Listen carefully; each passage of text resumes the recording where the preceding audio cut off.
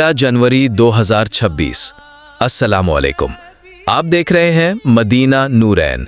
अल्लाह पाक आप सबको सेहत, सलामती और ईमान वाली ज़िंदगी अता फरमाए, आपकी तमाम परेशानियां दूर फरमाए और हमें बार बार हरमैन शरीफैन की हाज़िरी नसीब फरमाए। आमीन।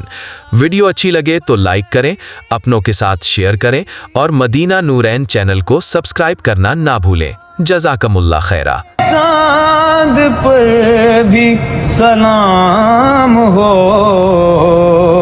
तेरी गोद कितनी अजीम है, तेरी गोद कितनी अजीम है। सल्लू अलैहि व आलिहि सल्लू अलैहि व आलिहि। हो दुरूद तुझ पे भी आमिना,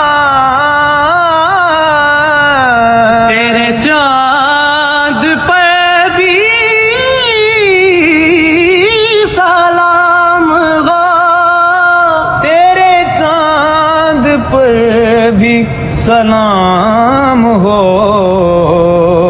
तेरी गोद कितनी अजीम है, तेरी गोद कितनी अजीम है। सल्लू अलैहि व आलिहि सल्लू अलैहि व आलिहि।